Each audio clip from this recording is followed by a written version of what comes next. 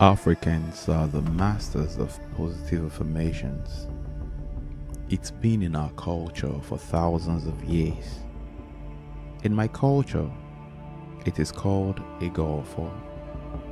This prayer is for you if you feel drawn to pray with nature but don't know how. Trust me, this will get you through a lot of challenging times into the best dawns of your life. To begin, find a place that is quiet and comfortable. Wear comfortable clothes, less rather than more if you're at home. Get some clean water and wash yourself with it.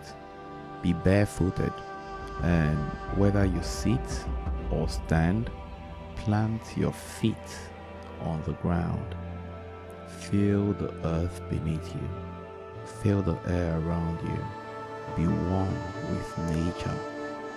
Put some nzo, native powder, or any white powder you possess in your palms.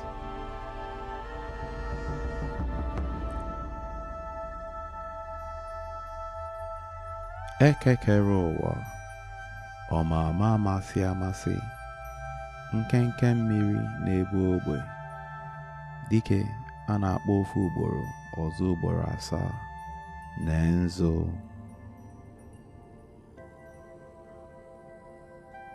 Eke, ndị eke, chi eke. Orie, ndị orie, chi orie. Afọ, ndị afọ, chi afọ. Nkwọ, ndị nkwọ na chi nkwọ. Nekwanụ nzo.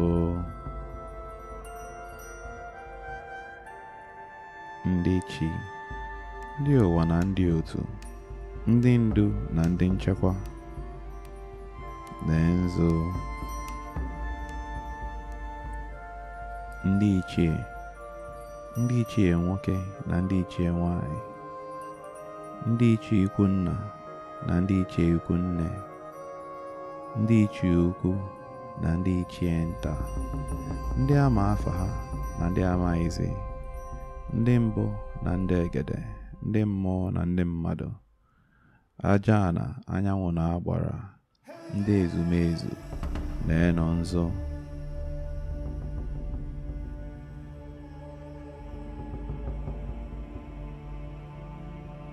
Oh, Mobo, you can say your name here. Onye, and state where you are from. Well, na say, na ọ bụ ife ọma ka m chọrọ.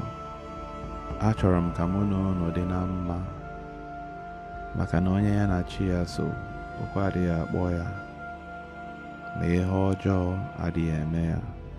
Eji m nzu na-akpọku unu taa, na-asị na aka malụ nzu adịghị ama unyi.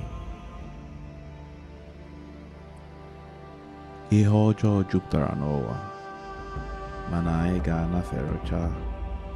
Anyị ga-adị ka ugo, maka na mmiri mara ugo salụ ya ahụ. Njọ ọnọdụ n'ihu, anyị ga-anọ n'azụ. Njọ ọnọdụ n'azụ, anyị ga-anọ n'ihu. Mana njọ ọnọdụkwanụ n'ihu, ya na n'azụ, anyị ga-esi n'akụkụ mịpụ. Anyị ga-adị ka ikuku, maka na ikuku adịghị ama n'ọnya.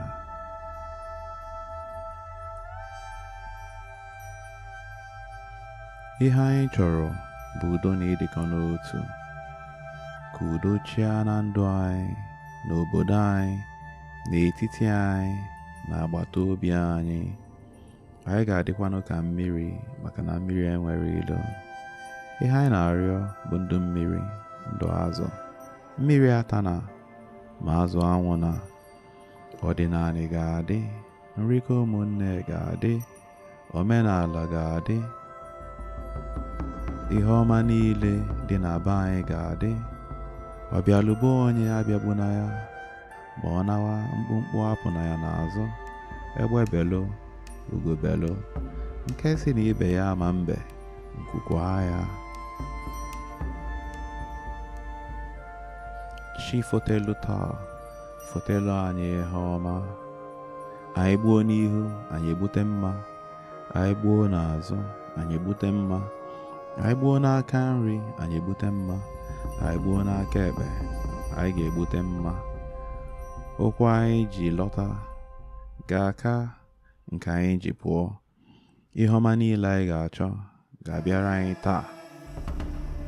Ihe ọma ga-akpọ anyị taa, ụtụtụ, ehihie na abalị. Anyị ga-adị ka nwa ọkụkọ, maka na ọchụ nwa ọkụkọ nwe ada. Nwa ọkụkọ nwe nwa ọsọ.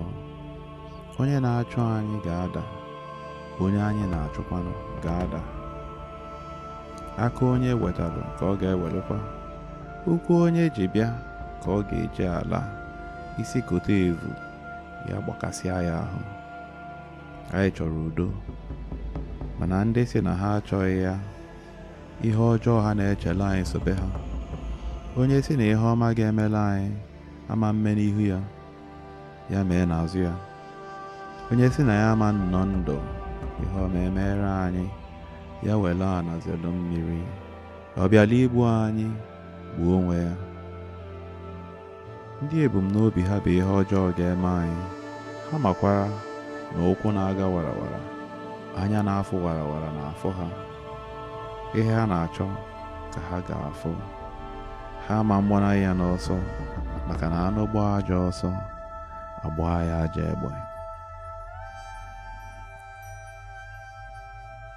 Ihe ọma anyị na-achọ ga-emela anyị n'Eke, Orie, Afọ na Nkwọ. Ise. Ndụ n'elu ndụ. Ise. Agbaka m mbọ bụkwanụ nri ọnụ na ụba si na chi.